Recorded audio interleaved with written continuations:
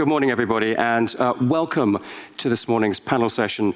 Today, we're looking at the main obstacles to business growth in the CEE countries. There are many factors at play here, not least the combination of the war in Ukraine and rising inflation across all EU member states. But before I delve more deeply into some of these issues and sketch the parameters of today's discussion, let me first introduce myself. My name is Hugo Greenhalgh, and I am the Inclusive Economies Editor at the Thomson Reuters Foundation, the corporate foundation of Thomson Reuters, which I'm sure you know is the global news and information services company. So to start with that, what does inclusive economies mean? Well, it's an area I want to bring into today's discussion, as it does lead pertinently, I think, in some of the main themes. How can you ensure that the economy includes those people who are often left behind? So in terms of today's discussion, how can we ensure that the growth opportunities favor the able, the agile, and the nimble, those entrepreneurs and businesses that might drive growth, but also ensure there are wider benefits for all society as well? Before joining the Thomson Reuters Foundation, I spent 11 years at the Financial Times in a number of different roles, but mainly as editor of the FT Wealth magazine and as wealth correspondent. As such, my job was at times literally to have breakfast with billionaires. So the job was also to trace the growth of wealth and see how the concentration of great wealth in a small number of hands could impact the wider society. Contrary to what you might read in other newspapers and media organizations, this is not always negative. Each era needs its great characters, its great business leaders, its great entrepreneurs to attract both flack and boost the economy. So what does that have to do with the topic at hand? Well, with entrepreneurialism, both in terms of individuals and innovation within governments and policy, come growth opportunities. And that holds true for any nation around the world. So what are the specific concerns that are unique to the CEE region? So we have an esteemed panel here. I'm sure you are much better placed to answer this than I am. But let me first sketch out some of the concerns I hope we'll touch upon this morning. There are perhaps three dominant factors: Ukraine, COVID, and inflation. It's been a hell of a couple of years, to put it mildly. So I want to explore the impacts of the war in Ukraine on growth opportunities in the CEE region. Look at the obstacles, look at the benefits, look at the bonuses, look at the issues, and to what extent Russia's invasion has stifled the nascent recovery we saw towards the end of 2 years of COVID. Labour and skill shortages have been sorely affected by COVID. As before the virus, we saw significant migration out of the CEE region, but as those countries focus more on boosting their economies as COVID started to wane, if not quite disappear altogether, the question now is whether there's a chance to encourage people either to return to the region or to offer them opportunities not to leave at all. Intertwined with this is the fact of aging populations, common across most of the EU nations. How do we move to the digital economy? And as part of that, how do we green the economies of the CEE? The two most industrialized economies in the EU are the Czech Republic and Slovakia. So it's perhaps apt we're here in Prague today. So I want to ask just how we go about doing that, and how do we move workers across to this new economy? SMEs, small and medium-sized enterprises, are the backbone of any economy. And to focus on the Czech Republic for a second, in 2021, there were a little more than 1 million SMEs, of which micro-enterprises, or those employing fewer than 9 people, make up the overwhelming majority. So how do we graduate these micro-enterprises up to small ones, or those with between 10 and 49 employees, or indeed up to the medium category, which, for the purposes, I'll say, excuse me, I might just get my voice back. Yes, I was just saying, in terms of moving up from a small to a medium-sized enterprise, it has to do with access to finance, which I'm sure will be a key part of today's discussion. Without grants, loans, business development schemes, these businesses cannot grow. So is there a particular favor or theme emerging? I know we're here to talk about sustainable finance in all its forms, but are we offering businesses enough financial support as they attempt to decarbonize or move to a greener, more sustainable footing? I haven't mentioned inflation yet, and I'm sure that will be on the panelists' minds. It's not quite the elephant in the room, but it does feel like it. The question of energy costs and energy security. how can we wean ourselves off Russian gas and oil? And surely there are growth opportunities in the renewable sector as Europe looks to replace fossil fuels. So many, many topics to look at. I'm sure we'll hopefully touch on some of them. But without any further ado, let me introduce you to today's panelists. So on my left, we have Adam Jacobs-Dean, Managing Director of AIMA, the Alternative Investment Management Association. Constant Khan, Director of the European Investment Bank. And on the screen, we have Pavla Bečková, Vice Chair of the Board of Directors at the Association of Small and Medium-Sized Enterprise in the Czech Republic. On my right, Lubomir Vrstevel, Chief Investment and Executive Officer of NN Investment Partners. And then we also have later, thank you very much for joining us, Cyril Klepek, who's going to give you a little speech after me and explain a bit more about what he's working on. And by extreme right, we have Miroslav Lukeš, who's the chairman of the Czech FinTech Association. So I'm going to next hand you over to Cyril to explain a bit more about what you're doing. Thank you. Thank you very much. It's a great honor to be here, great pleasure. So we are running the largest recycling platform in Europe, Circular.com, where actually we matchmaking companies producing waste with someone who can actually recycle, close the loop. And by doing that, you can actually save quite enormous CO2. So that's basically what we do. Fantastic. Well, thank you very much for being part of the panel today. So I just want to come on to looking at the crucial factors of Ukraine and rising inflation. So let's start with that first question, and let's go around the panel for that answer. So Adam, to start with you, with the ongoing war in Ukraine and rising inflation, what do you think are the most significant challenges for businesses across Europe and the CEE region to be aware of and to prepare for?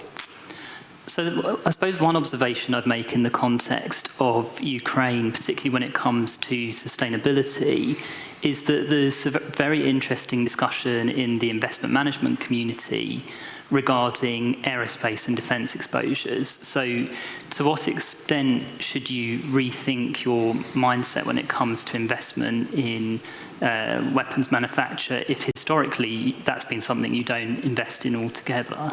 Because a new added dimension obviously is the capacity of aerospace and defence to contribute to defence of sovereigns, of democratic states. And so in the typical ESG analysis, historically might have said we don't invest in weapons for these reasons because of the harm they cause or because of questions around whether they're legal. And we're seeing an interesting debate at the moment about whether that mindset needs to shift in terms of the geopolitical situation. I think you see a similar trend in the context of energy discussions, where historically the general consensus was there was a need to move away from fossil fuels and high emitting sectors, but actually, or nuclear as well in the interim, to what extent do you need to reassess your position on the overall makeup of your energy supply? So I highlight those as some of the trends that you see in the investment management context. And I think they have relevance for the business community as well, because they give an indication of what might happen to the flow of capital in coming years, particularly when it comes to how investors will allocate their capital to the underlying economy. So I think that's an important trend to watch. One I'd add into the mix as well, which is, an ever-present trend, is the extent to which regulation is changing what firms do across all sectors of the economy. And I think, obviously, we, as the investment management community, we represent a highly regulated sector, and that trend of regulation is obviously an enduring one, and I think we can expect that to stay. But it has interesting implications, I think, for the underlying economy, because it also creates opportunity for people to come forward with solutions that can help those subject to regulations. But I'll wrap up there with those observations. And just to come back to one point, because I think it's rather a fascinating one, just quickly on that point about the ethical switch, because, years ago, investing in armaments or indeed in fossil fuels would be seen as beyond the pale, but they're becoming back within the investment sphere nowadays because of developments in Ukraine and the necessity to find energy sources.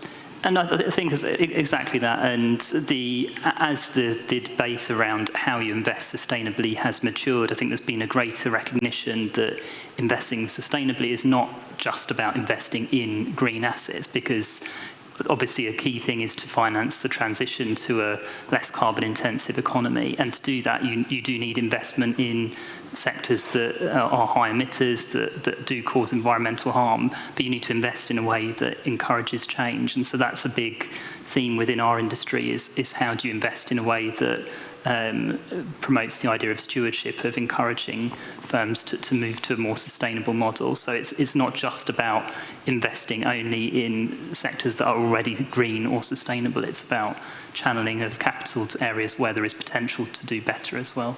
And that might also benefit some of the more industrialized nations, as I mentioned earlier, that are in the CEE region. But Constance, if I can come to you next in terms of looking at those two twin themes of Ukraine and rising inflation, opportunities, problems, what should businesses be prepared for, do you think? Yeah, and also I would like to thank organizers for the kind invitation to be here today. As you mentioned, I am with the European Investment Bank. We are the EU bank. We are owned by the EU member states, and we're pretty large. Last year, we delivered some 95 billion of financing to support the economy. We made a huge effort. That was then, very much triggered by the impact of the COVID-19 crisis, where we really, raised our investment in health, development of vaccines, but also healthcare, for example. The other, mainstream has been the support to business, particularly to SMEs, because, of course, many struggled through this very difficult period. The support to SMEs has been an area that has been growing in the EIB, basically since the financial crisis back in 2008. And actually, yes, last year, almost half of our financing went to startups and SMEs. So about some 45 billion, also helped by the extraordinary effort made by member states to set up a specific fund for that. When you're doing that much, you also need to make sure that you understand your business environment in which you are operating, and to make sure that indeed our investments are addressing market failures, are additional. And one of the things that we do is we take an annual survey to understand, what the challenges are. So we survey some over 12,000 companies in the EU member states, but we also take a sample in the UK and the US. We like to have some comparison. And one of the things that we also looked at is whether this recovery support is really is working. And I don't think you will be surprised, by the main findings of the survey last year. One of the things that came out was that there was a huge impact of COVID-19, really a loss of sales and a loss of investment. It was uneven. Some companies saw the opportunities and were able to grow, particularly the ones that were digitalized. We saw that they, were much better equipped to handle that. So we also saw that the recovery support is working. That's always good to know that it really, reaches and the ones that it is destined for, and that it has eased a bit, with the business uncertainty. Of course, the Ukraine crisis is a tragedy. It's a human tragedy first of all, but it's also creating yet another level of uncertainty. But at the same time, it may bring also opportunities with it. Some of the constraints that came out of the survey across the EU was skills availability. And that also we found that very much back in in this region. Energy cost, and I'm sure that when we take a survey now, that energy cost will be even higher on the agenda, because energy cost was more motivated by the transition that we are going through, the climate considerations, and now we have this acceleration to get independent of the Russian gas and oil. Overall, in the EU, transport infrastructure, was also, came up as a constraint. But when we look at the CEE region, one thing that came very much to the forefront again is access to finance. And there, the public support, is important, and I think will remain important. Issues with collateral requirements, more difficult to meet. Generally, the cost of financing have been cited as issues. And sometimes also the challenge of the more sophisticated, structured, finance structures. So the EIB, as you may know, we decided back in 2019 to move away from unabated fossil fuel financing, because we really thought as a public bank with a public mission, we really needed to focus on the challenges of tomorrow. So that's why, we have put, our money on further developing the renewable energy sector. And I think you can say, thanks to the EIB support, we have a good, wind, solar, and now we're working on new technologies like hydrogen, etc. But also on energy efficiency. The energy you don't spend doesn't cost, and you win that, first. So we know that now with this Ukraine crisis, we, further need to accelerate this support. So we're working hard, with the Commission, with the member states, to see, how we can support the national plans. And just to pick you up very, very quickly, and again, very quick answer, 30 seconds, no more, please. You say that the investment is working, but on what metric? I mean, in terms of businesses that are still going or businesses started, what does success mean in this context? Well, it means that it is going to firms who really have future prospects, so that it is not, just to keep, some firms afloat, but, helping to really make firms grow. And I think what we also see, what is really good, is that on digital and, also in this region, the numbers are good. We're still behind the US, but it's good.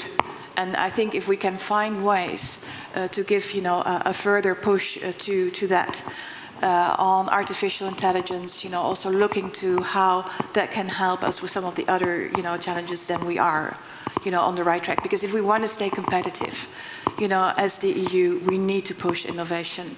And we also know that the large companies are not always delivering on that front. We really need the startups and we need the SMEs. I think that's going to be a key theme of today's discussion in terms of to succeed, we need to push innovation. I think that's absolutely critical.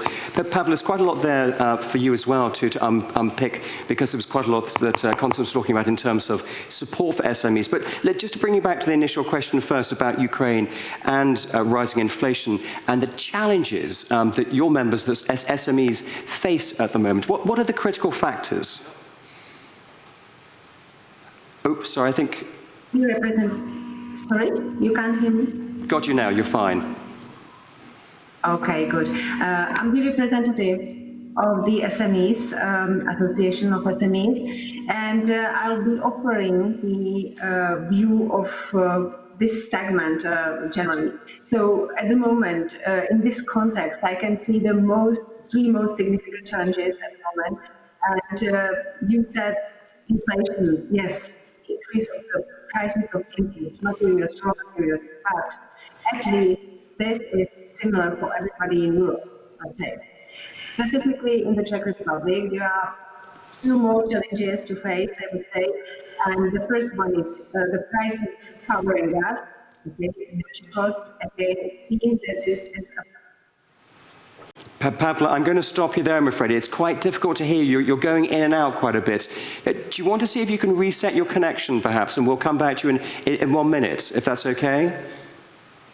Sure. If someone on technical support perhaps could contact Pavel and talk her through things, that'd be really helpful. Thank you. Well, just to move on, and Pavel, we'll come back to you, so please don't go away, as it were. We'll be back to you soon. Ludmila, to come to you in that case, looking at, again, Ukraine, rising inflation, the digital challenges, the investment opportunities. What are the main challenges, would you say, for businesses in the CEE region at the moment? Well, excuse me, the financial markets generally do not like uncertainty, right? The predictability is very important for investors, and we are not different in that way in the CE region. And unfortunately, that predictability has been quite difficult to actually obtain more recently, and we have seen the events of COVID that have been impacting the whole world. The conflict in Ukraine is also having a global consequences. But then there are things which are perhaps more local, like political developments in individual countries in the region, which have increased, let's say, uncertainty about what will be happening in certain countries, how EU funds will be flowing into countries, what the relations will be. So there are some elements which do complicate, let's say, the situation for investors, and that are more under control of the local governments or local population, let's say, and that could improve to make our life a little bit easier, and could reduce the cost of capital, and could improve the returns for the investors. One of the things that we're actually quite thankful for is like this SFDR regulation requiring actually disclosures from companies on emissions or impact on the society or the governance. That type of regulation actually improves the standing across the European Union, and makes it more even playing field for the companies to actually go and reach out for capital. So yes, there is a cost of implementing that, and there is a cost of going through this for the corporates to actually produce the data to get their agenda maybe sorted, but about what the vision and sustainability plans are. But the impact of that is a better predictability for us, and better data, better information, better informed decisions. What we know is that things will be changing. That's constant, the change, and so we need to be able to learn from those changes, from the past developments, and adapt. So if there is a new threat or new opportunity coming, we should adapt also in our investment strategies and approach to markets.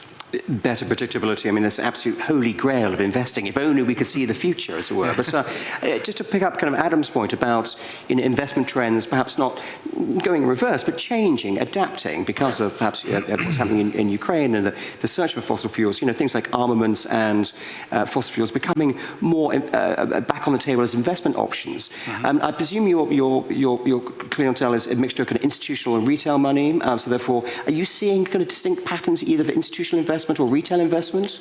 Mm-hmm. We as investment partners in the Czech Republic or an IP in the region, we manage assets for insurance company and a group and other insurance players, pension companies in the region, and also mutual funds which are focused on the region. So it's a diverse mix, and exactly. There are also institutional and retail investors.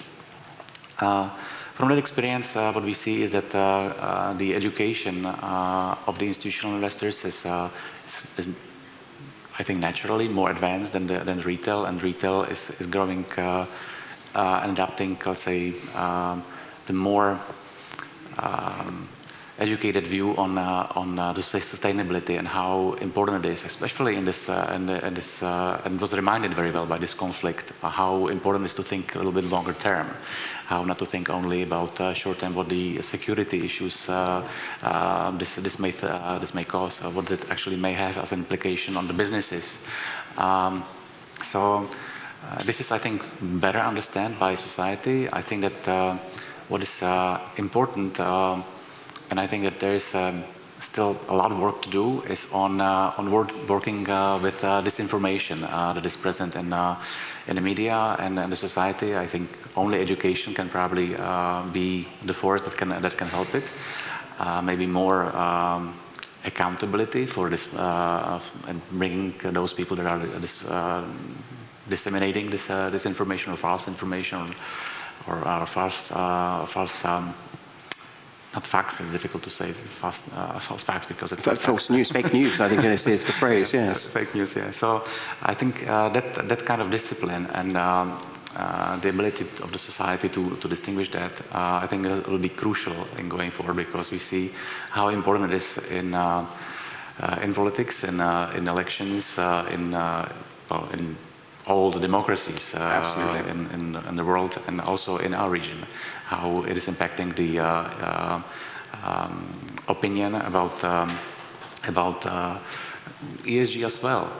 You have lots of disinformation about sustainability, and that it's actually only propaganda, that it's actually not needed, that there is a big lobby of people that want to actually only support that because they will be making money out of the transition.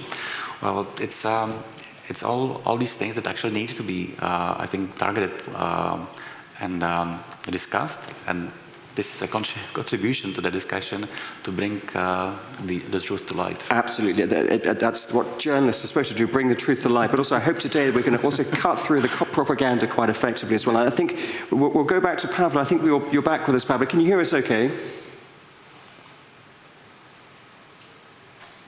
Hi, can you hear me? Yes, we can. That's fantastic. So, Okay. start off with that initial question again, looking at the twin factors of Ukraine, rising inflation as well, and I'll come back to as a secondary question about more relevant to SMEs.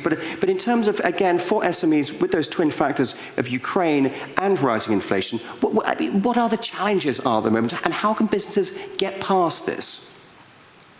Oh yeah, well, it's too early to say that they would pass, through that. That's really too short time to say so. But as I said, I can see three major challenges. I said the increase of the prices of input,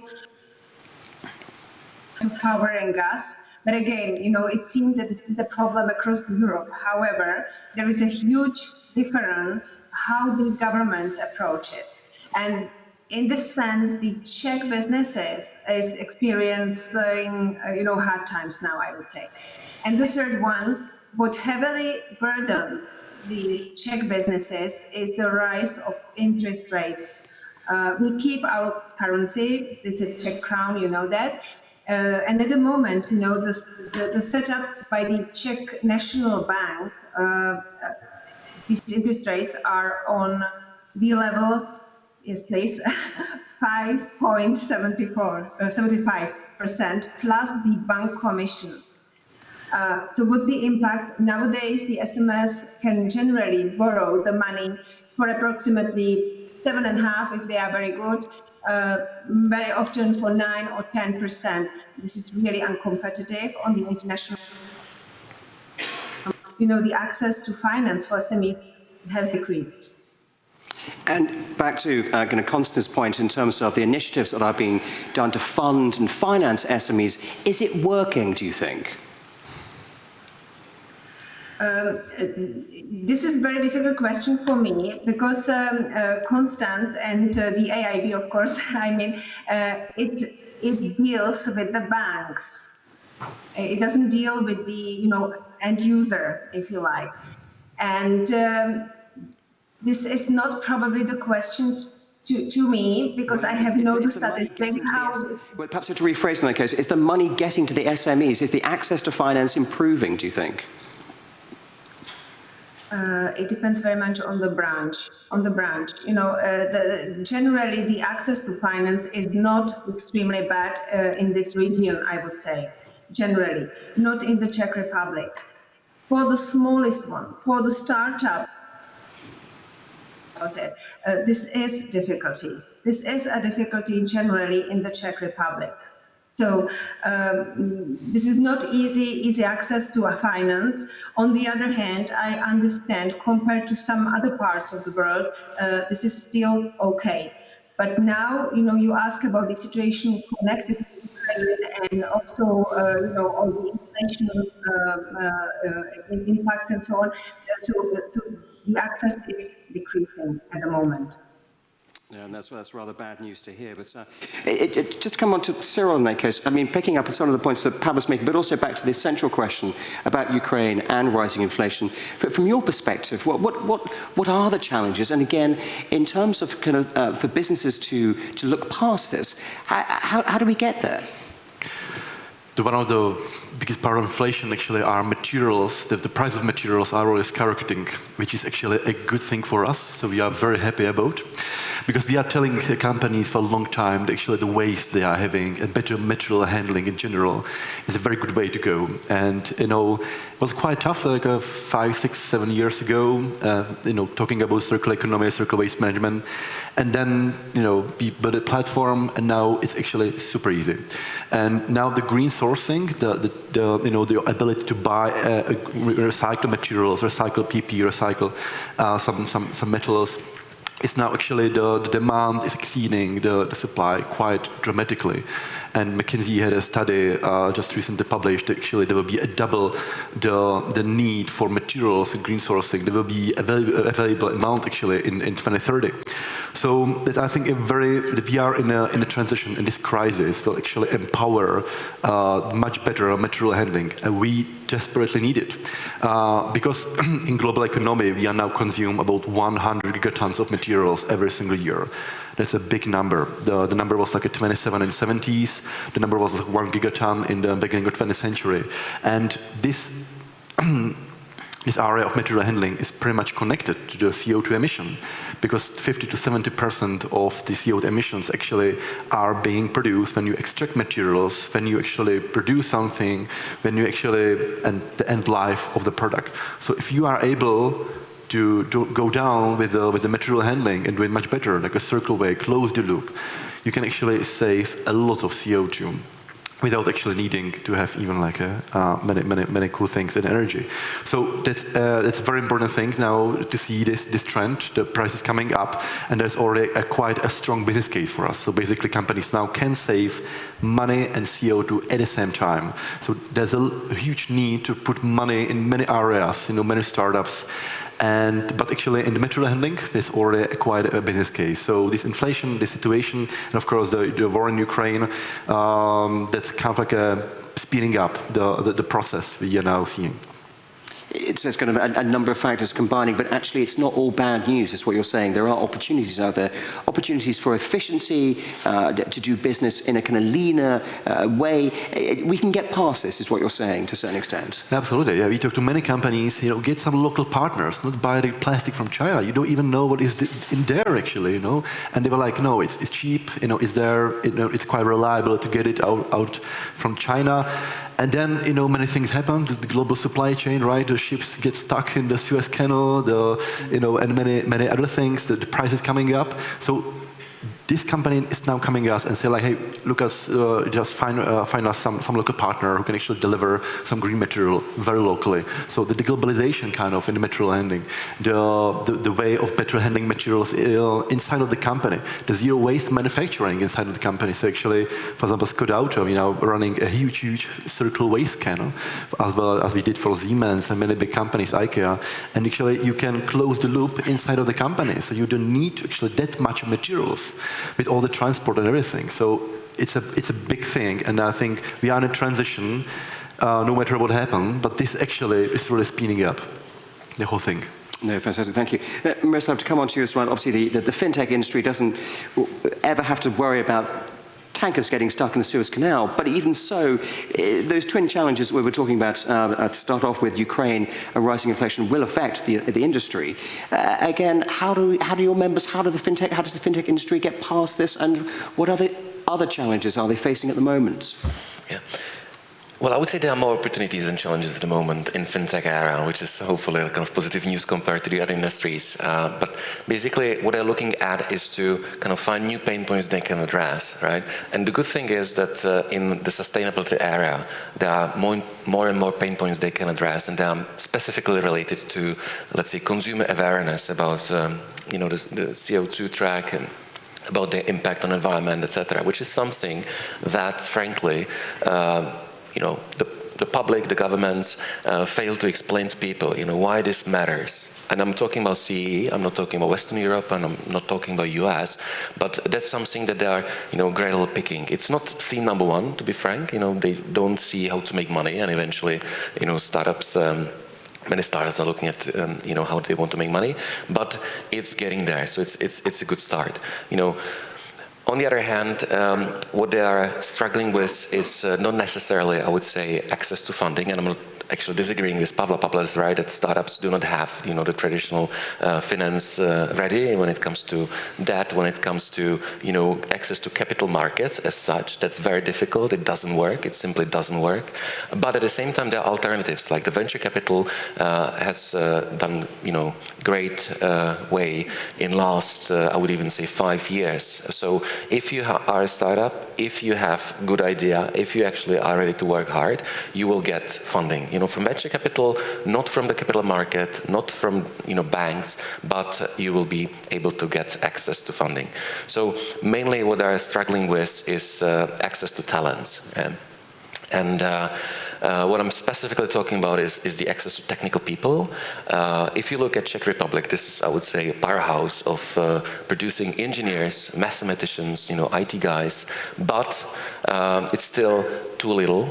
And unfortunately, we can't even import people, from West and East. This is a very attractive place to be, very attractive place to live. But unfortunately, the administrative burden, and I'm sure Pavla will agree with me, to get people here is just, absurd. I even don't want to put objective because that would be not polite, in presence of Constance to speak about it this way. So it is just absurd.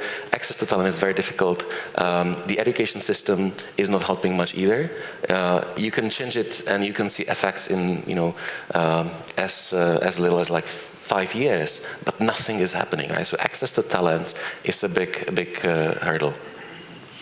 So it is a question of skill shortages, as I mentioned in my little kind of intro speech. So what do you do about that? So when you're saying that it's really, there's a red tape nightmare, bureaucracy, getting people to come here.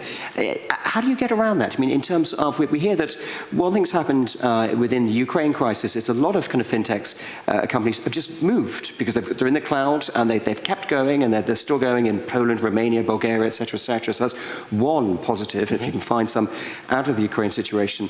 But for your members, what can they do to get around this in terms of, can they hire remotely, or what are the solutions, do you think? Yeah, so I have to say that obviously the Ukrainian tragedy is breaking our hearts, but at the same time we see Ukrainian fintechs coming over and they want to become members, they want to kind of start over here, which is good because, they will learn how to expand globally, let's say. So there's an opportunity in this area. But what we want to do is we want to open the dialogue with the other parts of the digital economy and start a dialogue with the government that this is a need, this is what we need to do about it, and set out the action plan. Again, in this region, you get many great things, but at the same time, this region has failed, as I said, in communicating priorities in sustainability, but also failed to set the vision, right? So we want to help with that. The good thing is that we have the venture capitalists now.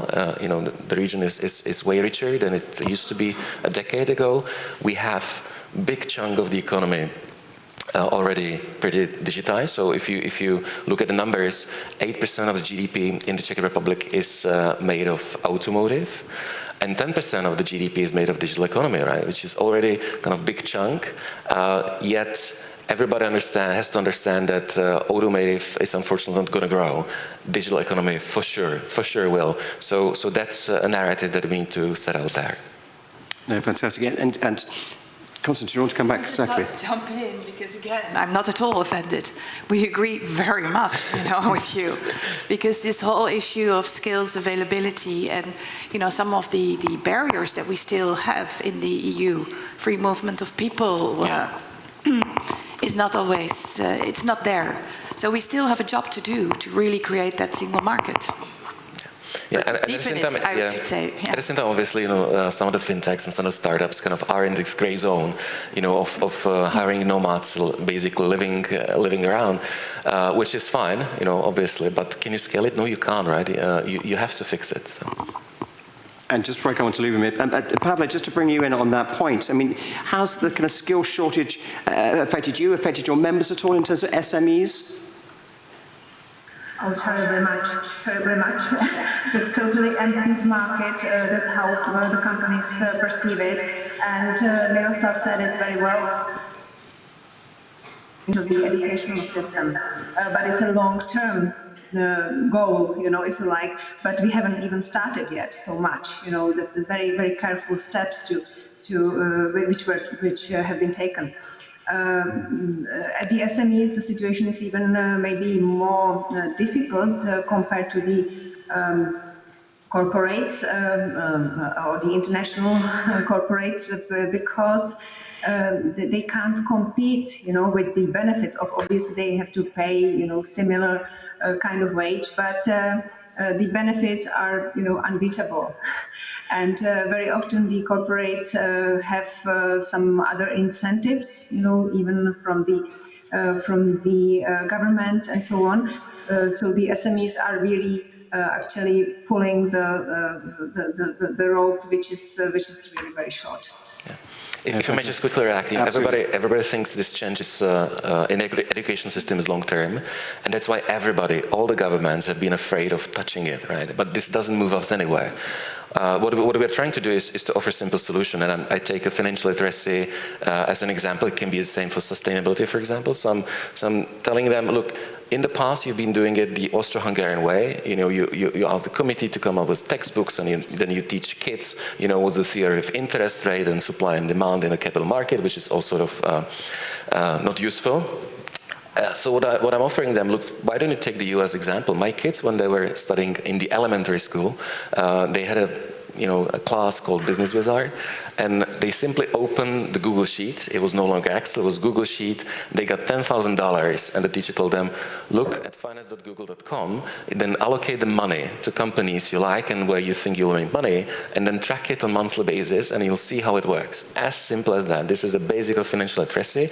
You need no investment to do it. All you need to do is just to tell the teachers, hey, this is the way, it's simpler. Forget about a textbook. That's rubbish, right? Keep the textbook for university, because they literally take the textbooks from university I was using, at the University of Economics, and they put it in the elementary class. That's how bizarre it is. That doesn't sound like a particularly good process, it has to be said. But just to finish off this point, because we have a business owner with us. So in terms of for you, hiring staff, retaining staff, I mean, is it an issue? Is it difficult?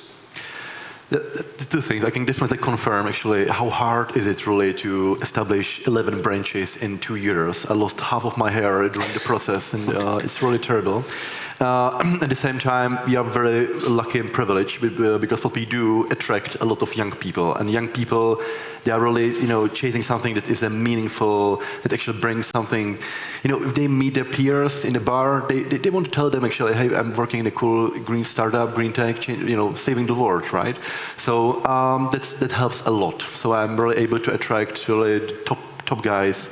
And also what tremendously helped is also that I gave away 25% of my company in the early stock option plan. So basically I'm not consider them as being my employee, I consider them being my colleagues. And that the sense of ownership for them, that's a huge differentiation. You can really see it. I don't need actually to see them working every day 9 to 5 in the office. I just trust them, believe them, because it's also their business. No, absolutely. And let's move on slightly, Lubomir, to come on to you to, again, come back to that question about investment changes and shifts according to what's happening in the appalling situation in Ukraine. But in particular, has access to finance, access to investment and finance changed, do you think, in the past couple of months? Yes, it has. We have obviously witnessed now, there are many factors that actually impact this, but the most evident one was the higher prices and the inflation that has impacted the cost of financing for companies, and also due to the conflict, some spreads, let's say credit spreads, have increased. Again, the flight to safety in this type of environment is kind of inducing for bigger calls for safety and for protection of the investment rather than demanding so much return on the investment. So it's going to that basic rule that the principle is key, and that was the main impact, I would say. No, absolutely. Like, you can see how it's kind of hitting home quite hard. And the flight to quality, one would imagine, would always happen when a risk scenario such as Ukraine, in inverted commas, is going to happen. But just to kind of bounce it over to Constance, in terms of looking at the need to help businesses and finance the landscape across the region. So has the EU shifted, or EIB rather shifted accordingly in terms of particularly trying to kind of push people more towards energy independence or decarbonisation, in terms of shifting away from the old traditional models? Yeah. No, very much so. I started off by telling you that the EIB is the EU bank, but actually I should have said the EIB is the EU Climate Bank. We took the decision way back in 2019, as I said, to move out of unabated fossil fuel financing, but we also took some further decisions to help implement the EU Green Deal. We decided that 50% of our financing will go to climate action and environmental sustainability by 2025. We're doing already very well, but we have to sustain that momentum. Also because we realize that this decade will really be the critical decade to get moving. We're all talking about net zero 2050, but we also know if we don't achieve a few things by 2030, it's going to be very hard, to reach the targets by 2050. We also, as the first multilateral development bank, agreed to Paris align all of our operations. And because we felt that we cannot say, okay, 50% of our financing is for climate action and environmental sustainability, but then not look at what you're doing with the other half. It's got to be consistent. It cannot do harm. So we worked on this climate bank roadmap. And there we really came up with further defined eligibility criteria as to what it is that we will be actively looking for. And that's why we stepped like in alliances like the one on the batteries, the one on hydrogen. That's why we are partnering like with the Gates Foundation to really support breakthrough energy technologies. So we really see a further acceleration now because of the Ukraine crisis. Energy security has now really, also come even more, to us. So that's why we really feel that we need to make sure that we put the Innovation Fund, the Modernization Fund, really to good use. We're working to get the successor to the Juncker plan. So the investment plan for Europe, InvestEU, operational, because it's good to talk about funds, but it's even better, to get the money in the real markets. Absolutely, I know that 100% is absolutely critical for this exact kind of point. But Miroslav, to come to you now, in terms of looking at some of the issues and to really kind of put our solutions hat on at this point, and we say we've got regulatory, financial, and economic challenges. So how can businesses adapt to these challenges? Well, I'm afraid currently they don't, because they don't see the reason, if I'm simplifying things. So for example, if you go to the bank and you ask for a loan, you get all these kind of financial statements to fill in and on top the ESG questionnaire. And what they say is like, it's an extra bureaucracy. Why the heck am I doing that, right? So I think the adoption is sort of accepting it as a fact, as a tax, if you wish, right? But nobody likes taxes, So what I think we need to do is to explain them the positive narrative, that this is actually the chance for the whole continent, for the whole Europe, and it's a chance for the business to do things better. And, to be, let's say, less negative, I see this as a trend, but certainly there are areas where people start understanding that this is a theme. especially if you talk to Western investors. We just discussed a little while ago that this is the case. So companies that do go to Western Europe and to US for money, they see that they need to have this as a part of the narrative. They accept it as a fact, but most of the companies that, let's say, live in the region and work in the region take it as a tax, as something they don't want to do. While they should see the opportunity, they should see the high standard of living that we have here. They should see the opportunity of maintaining and improving this standard of living, right? And again, as much as the Ukraine tragedy is breaking our hearts, suddenly people realize that things are not for granted, and that the sustainability targets, sustainable thinking, the independence in energy gives you a lot of freedom, and they should think of that. So if, again, in all these kind of bad things and bad circumstances, something's good about it, people realized what's in it. Yeah, if I may add to it, I think from the institutional perspective, we also see how we manage the assets, the demand from the investors to actually allocate more towards sustainable assets or in a sustainable way to finance the transition. The key there is that obviously you don't have 100% of the assets suddenly changing to be sustainable assets in the world. So the game changer is really the transition. How to enable that transition in the companies? How to make the companies to see that this is the way forward? How there is to see it as really an opportunity, and rather than a tax or a threat. And what we do as Active as a manager, we do have lots of interaction with companies. We do. We have many analysts in the region here in other countries, and we go and have active dialogues with companies about how as part of the research on how their sustainability efforts go and what is how they are adapting to this transition, what they are doing to really make their business model sustainable in the long run, how their money will be returned back eventually. Yeah. Because that's if there is a regulation or another issue that may prevent them from returning it back because of unsustainable behavior, then they may be shut off from the financing, or they may not have a new financing in the future for other activities, for growth.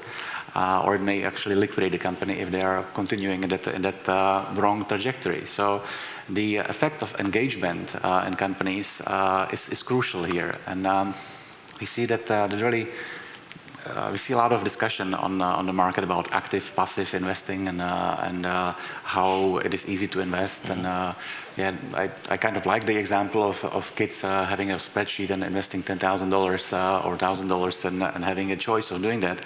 I think it's a little bit too simplifying in my humble view. I think it's making it appear to be too easy, and I think that's a bit. I don't know how short or long-sighted that actually way to teach the kids about the investing and finance actually is. I think it's a good experience, but I think there needs to be more. There needs to be that finance added to it.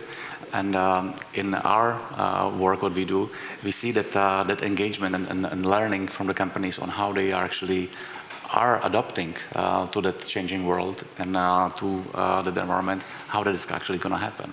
Yeah. And you don't want to show people that investing is too easy, because that's the wrong way to go. Well, sorry, I just want to explain that this was a case for elementary school kids, right? And as opposed to kind of explaining them the theory of interest rates and who was Keynes, etc.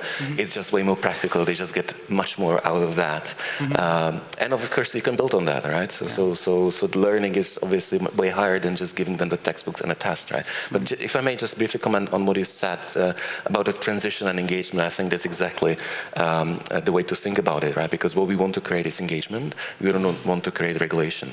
Regulation doesn't change your heart. It doesn't change, your purpose. And I've seen, in just last 20 years, specifically in banking, a lot of strands. And every time you added kind of new function, it was, internal audit. Then you started to do ethical codex. Then you started to do CSR. And CSR is a wonderful example, right? the CEO started to install kind of CSR officers and the teams, and they got a budget, and nothing really happened. Really, it doesn't change the thinking of the company. CSR needs to start with the CEO. They need to be champions of the CSR, and the same thing comes for sustainability, right? So the regulation simply doesn't drive engagement; it just forces kind of new forms to be filled. But we need to create the engagement, and that's typically doesn't come through regulation. I think that's an issue the world round of kind of corporate governance tick boxing, basically, exactly. Without actually putting any heart or belief into it, but just simply kind of going through the regulatory hoops. But just to come to Pavla at this point from an SME perspective, and also picking up these kind of points about the challenges, the possible benefits, the increased analysis of companies, and the regulatory challenges. What policy tweaks, changes could be made, you think, that could make life easier? I think it was said here partly already, the red tape, the lowering bureaucracy would be something that would definitely help a lot. Obviously taxes, it was said here as well that taxes is something that nobody really loves, but generally that's not such an issue. The issue is the bureaucracy. We have to be fair to ourselves. The Europe is very bureaucratic, and often, like business connected issues are being decided by the people from the office desk in the institutions, by people who have never worked in a real business, never acquired money from the market. It's really a tough thing to do, and never risk their own money or house for business. So this is one point which is very, very important. And, when I was thinking what to say here, it was the first point, it came to my mind definitely, what is the most important thing to change to make to simplicity. That's what I would say. Maybe I would follow up with them. We are having like 14,000 companies, 10,000 companies in Central Europe. I can see huge differences in understanding what is ahead in the big companies, large corporates, and mid-sized.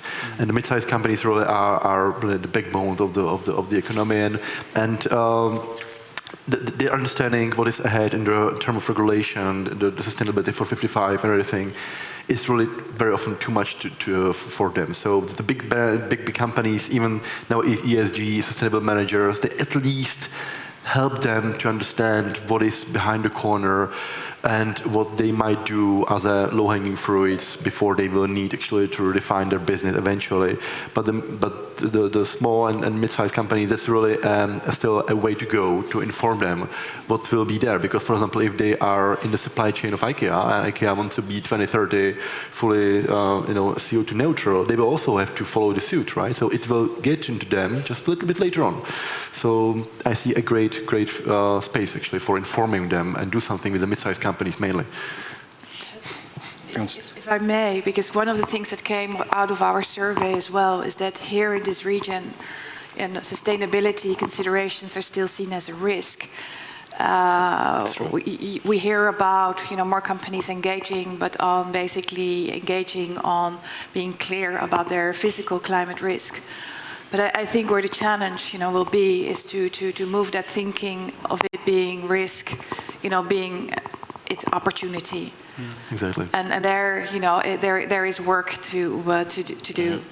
At the same time, there, the EIB, we also get criticized for our bureaucracy. I can tell you it's a constant theme that we look at. The EU being criticized for bureaucracy? I find that hard to believe. EIB. And the EIB, for that matter. I'm speaking for the EIB, not for the EU.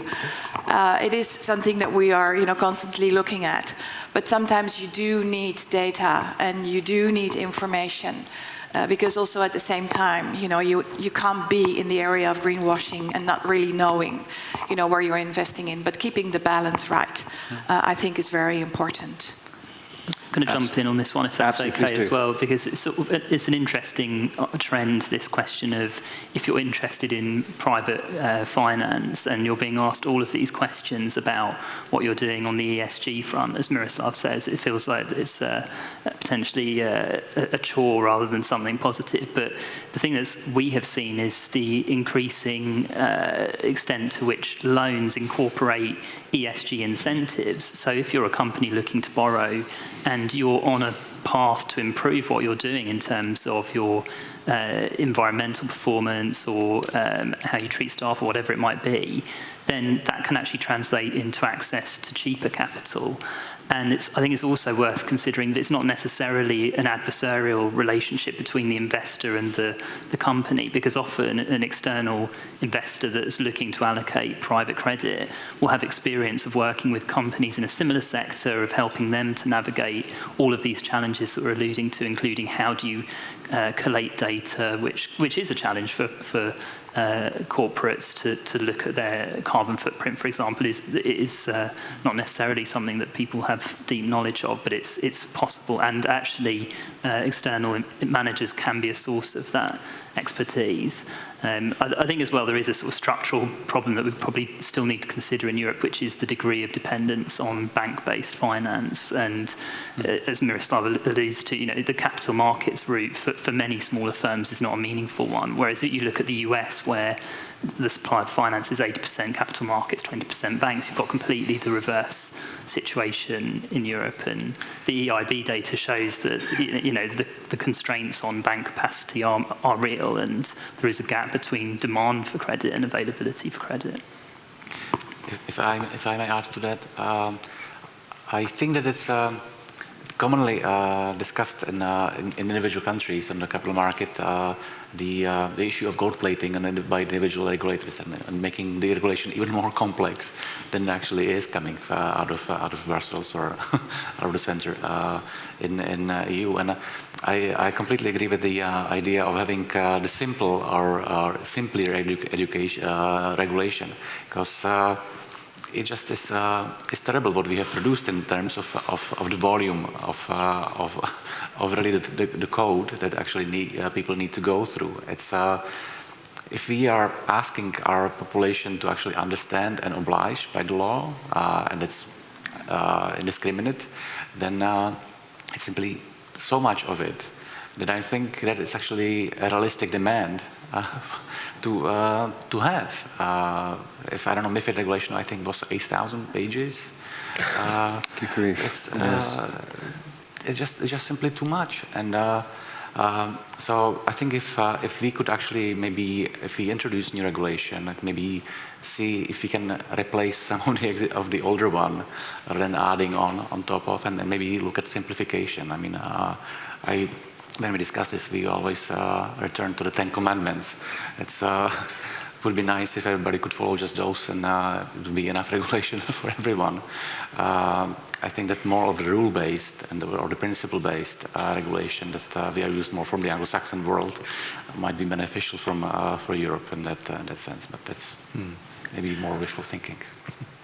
Yeah, well, maybe also add, because we are now living in quite a rapid pace of innovations in many different areas. For example, let's say just recycling, something which wasn't recycled 2 years ago, now is it? And if we just put some regulation on something, we can really kill a lot of innovations. So the environment is keep changing quite dramatically in many areas: renewables, recycling, greywater recycling. So, yeah, absolutely agree. Mm-hmm. And we've heard kind of from the perspective of fintech, a company owner, the investment industry, but also in terms of the finance as well. But from an alternative investment perspective, we've heard the challenges, and we're moving hopefully towards finding out what the solutions are. But what would help your members? What would be ideal in terms of either policy or tweaks to general kind of regulatory kind of shifts or anything like that? What would benefit, do you think? So a key one in this context is data availability, and obviously there is a big strand of the regulatory push that's geared towards fixing the challenge you have in terms of wanting to invest with a view to considering ESG factors, considering the risk of those, or maybe with a view to achieving impact. And the corporate data is simply not available in some instances, and obviously the European Commission has proposed rules in the form of the Corporate Sustainability Reporting Directive, which will basically overhaul the requirements that corporates have to deal with, and it really widens the net in terms of the range of firms subject to rules. So today, under the Non-Financial Reporting Directive, you have about 11,000 companies that report. Under CSRD, you'll have close to 50,000. So the availability availability of data is moving in the right direction. But it's worth stressing this is something that's geared towards public companies and larger private companies. So you will still have a big chunk of the smaller and micro enterprises that won't necessarily be reporting. And I think in that context, it's not necessarily a question of regulating, but actually providing guidance and support for those companies to actually do more when it comes to making an assessment of their emissions, of reporting on the things that investors care about. So I think there is an approach there that can help avoid regulation. And then in terms of the design of the regulatory framework for financial services, we've been big proponents of work around the European Long-Term Investment Fund, which exists today, but is something that's not been particularly utilised because of some of the restrictions around its design. And so from our point of view, something that's more accommodating and flexible in terms of how that structure is designed could really be a key way to channel more finance to infrastructure projects and to sectors of the economy where you're seeing the most meaningful growth. So there are solutions. I think there's a mix of regulation can play a role. We wouldn't completely cast it aside, but at the same time, I think you can work with the underlying companies to improve their skill set. We hear the question about kind of regulation coming up time and time again. I've been a journalist now for almost 30 years, and it's been a constant thing we've been writing about in terms of the battle against bureaucracy. But before we go to a question from the audience, can I just say as well that if anyone's got any kind of further questions as well, we will come to you in 1 second. And for the people at home as well watching on the live stream, do send us your questions. They are coming through. I have one which perhaps, Pavel, I'm going to come to you first, if I may, which is about, are local businesses failing to tap into market for responsible products? Is there a lack of consumer base that's okay to pay more for sustainable or local products?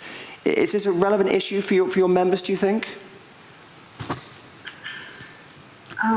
This is a much wider issue than just, if you ask about the SMEs, this is the sustainability, the actual requirements of the consumers. They obviously apply to the SMEs. I would say especially it applies to we have to divide the market onto the B2B and B2C. And you can see it first onto B2C markets. Obviously, it's going through all the segments of this markets. But frankly speaking, I don't think huge, let's say, at the moment in the Czech Republic or CE countries. No, fair point. Does anyone else want to jump in on this particular, Cyril? I think it's very often that we blame consumers at the end of the day, but I think it's a terrible way to go, really. I mean, let's say Coca-Cola company investing a lot of money, a lot of billboards across the whole US, saying like, let's recycle with us, everything. No, it's about the design at the very beginning. So let's stop blaming consumers, and let's actually set up a better system in which actually we can really produce better products, and we secure actually that we do no harm for the environment. I think it's a really crucial thing now. And there are a lot of lessons learned actually from the past many decades of actually blaming consumers. Yeah, I would say I fully agree, and I would say that the segment that is willing to pay more for sustainable products is relatively small, but it exists, and there are successful companies who actually are tapping into this segment, both on the retailer side, but also on the producer side. Now, what's driving this segment to grow, I think, is three things. One is basically, the younger generation is much more purpose-driven than cynical gray-haired people like me, and they are really thinking differently, which is amazing. Secondly, there's a lot of, let's say, education effort that is done by the producers, right, and by retailers, telling them this is actually good for you, and as the quantity is growing, obviously the price goes down, so the gap is narrowing, which also helps basically to drive better option, which is the third factor, really. From ultra high premium pricing to, let's say, affordable pricing, and I've seen in multiple kind of segments of retail that sometimes people, for example, switch to bio products, not necessarily in the full shopping basket, but for example, they go for groceries only, right? So there are examples where the segment is actually growing, which is a good thing. Yeah, I think it's a fair point. Constance, sorry. And I think there is another important player here that is helping out a lot that we haven't mentioned, and that are the cities, basically. Yeah.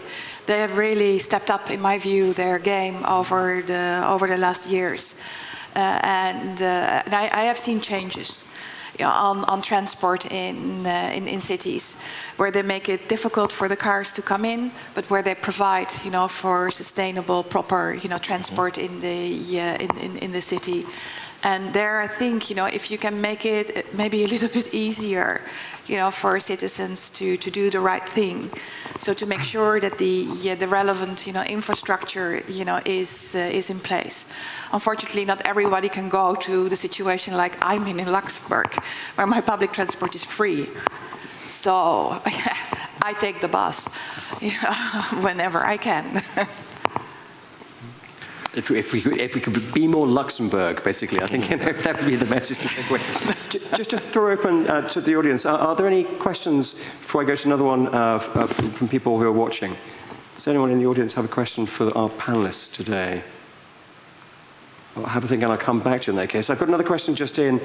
How can we improve preparedness and understanding of SMEs in CEE, often with lower capacities and resources for the new reporting obligations and changes? So, Pavla, perhaps back to you to start with this one. I'm not sure that I understood the question very well.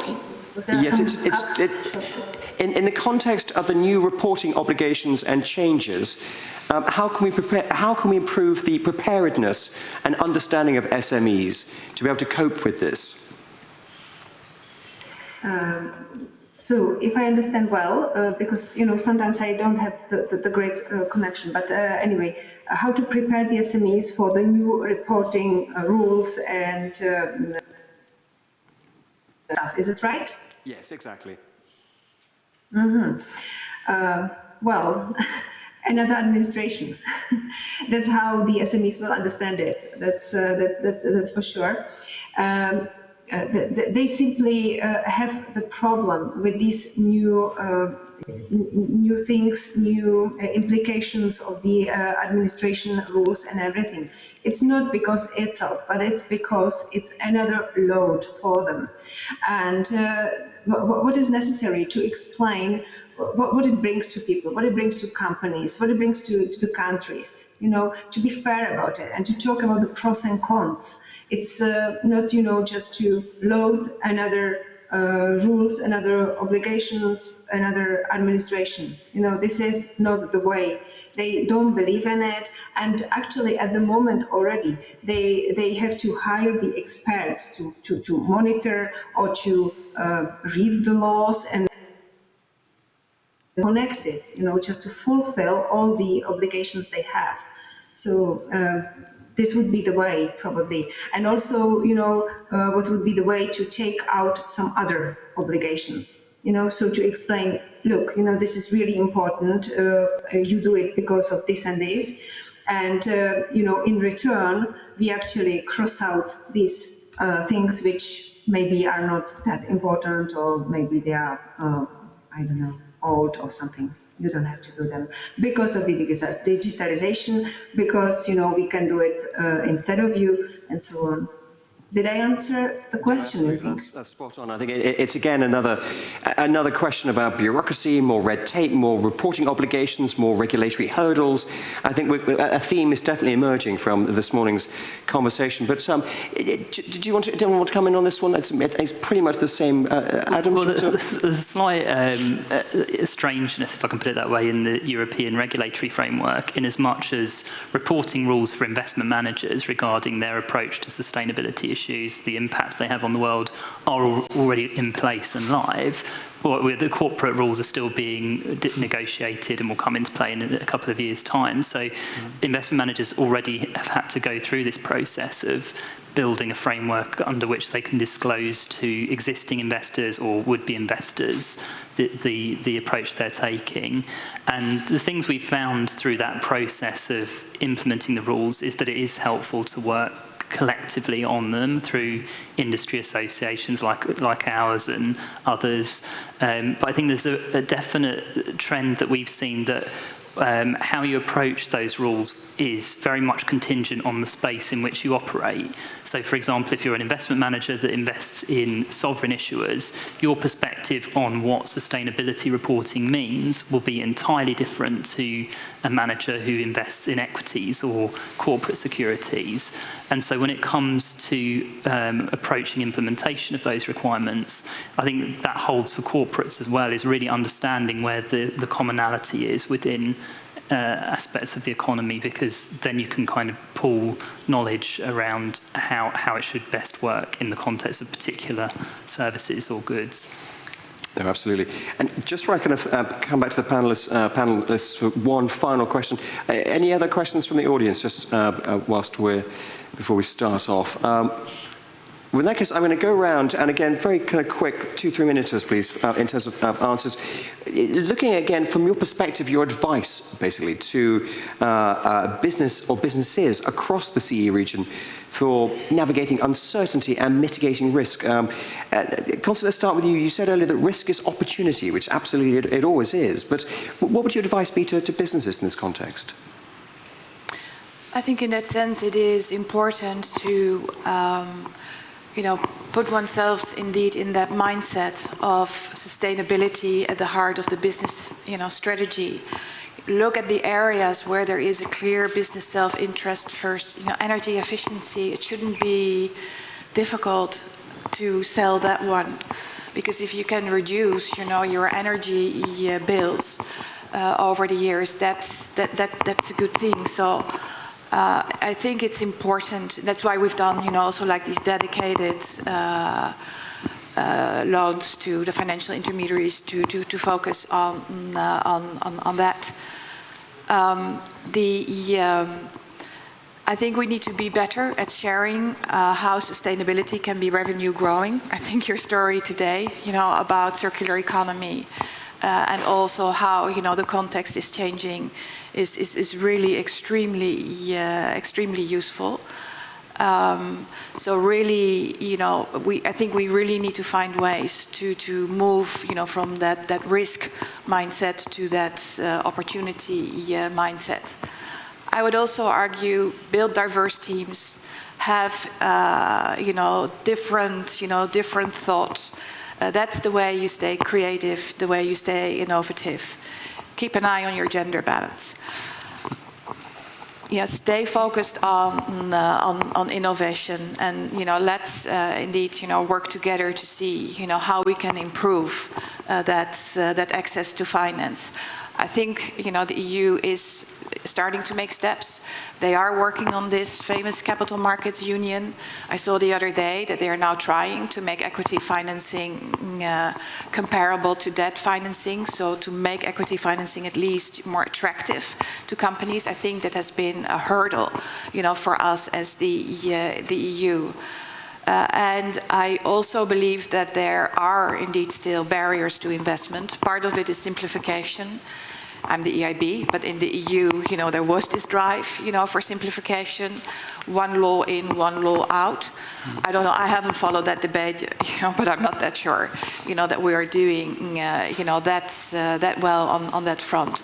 But we started building that single market in 1992. To create this better, not only business market, but also, movement of people, movement of capital, and we're not there. And we really, also need businesses and SMEs to speak up and point out, where really the issues are that we need to fix. Absolutely. And just to pick you up on that gender diversity point, just for the people watching from the home or from the office, whilst the panel, we may not quite have got there in terms of gender diversity. Obviously, we have Pavlo also at home, but the audience, I should say, is about 50-50 male-female. So we are getting there. Things are changing. But to move back to that kind of advice, Adam, to come back to you, for businesses at the moment, again, we've discussed the challenges, the issues, the problems, the regulatory hurdles, et cetera, et cetera. But what advice would you give those alternative investment managers looking to set up business?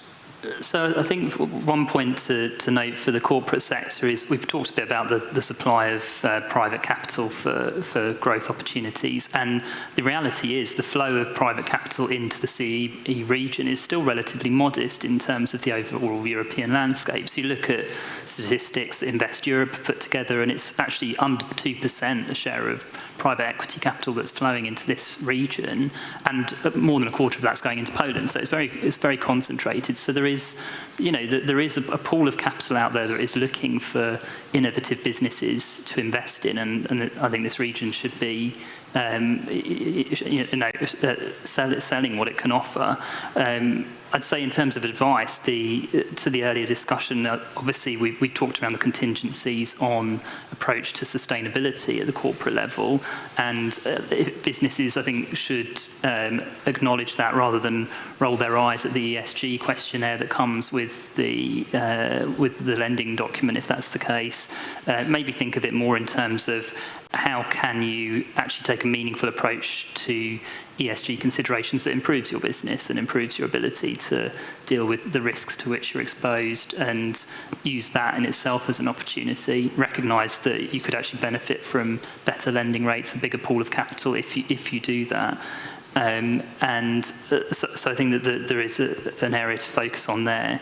And finally, just to pick up on the theme around regulation, we've spoken about regulation a lot in terms of the burden it places on the corporate sector. It's no different for us as the financial sector, but actually there is opportunity there, and we've seen in the last few years huge growth in reg tech solutions that are basically designed to deal with regulatory challenges that the financial services sector faces. So anything that our members can automate through third parties solutions, they will do that, and companies that can help report to regulatory authorities can help firms telephone tape the conversations that they need to record for monitoring purposes, help them monitor the content of that information.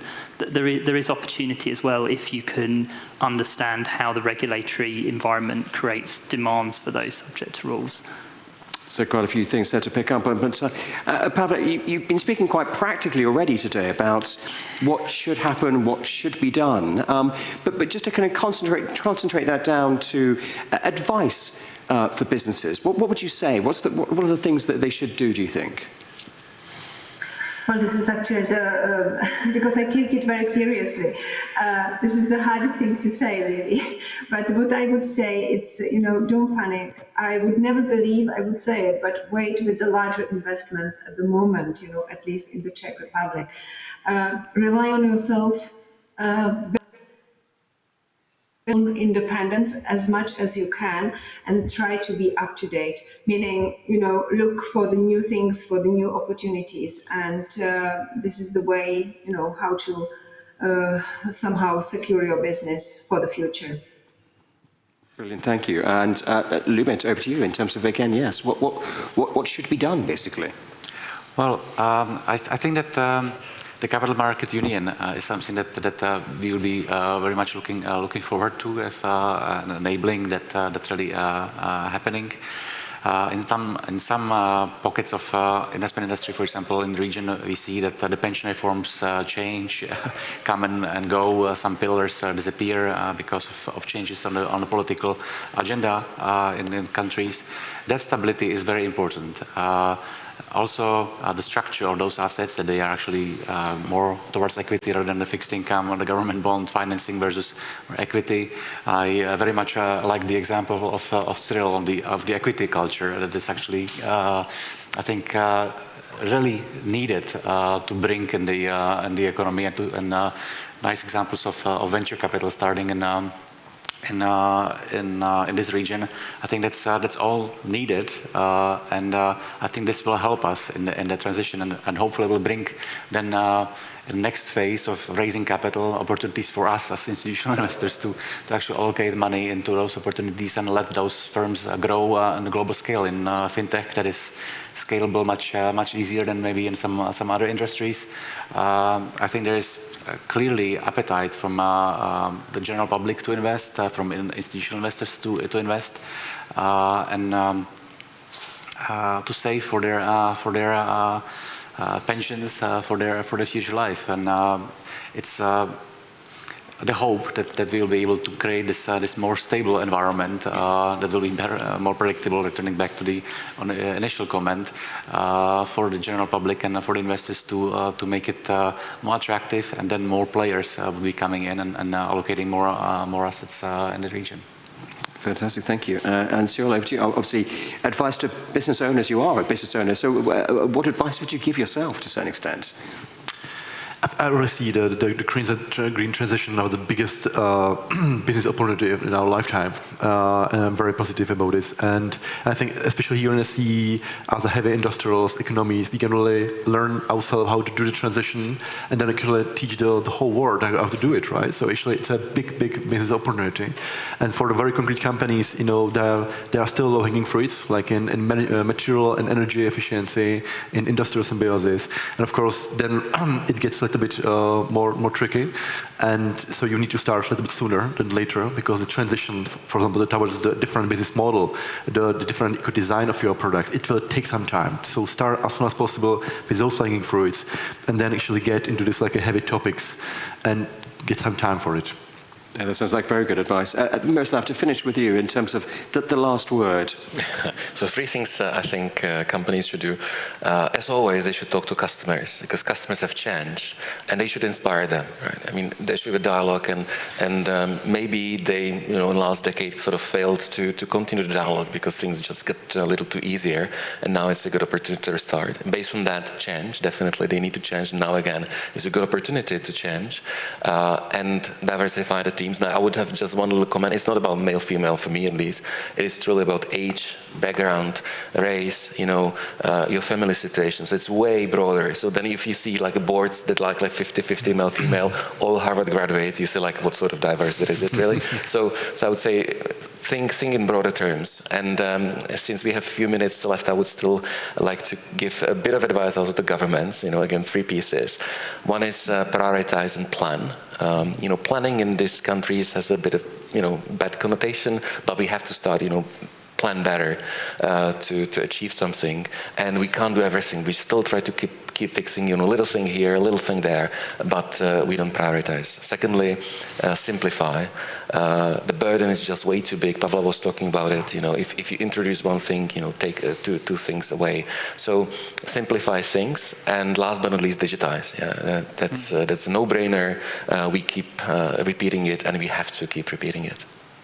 Well, thank you very much. There's some really good practical kind of tips there and advice to kind of end with. Thank you very much for coming today, and thank you very much for watching at home as well, and in the offices for tuning in.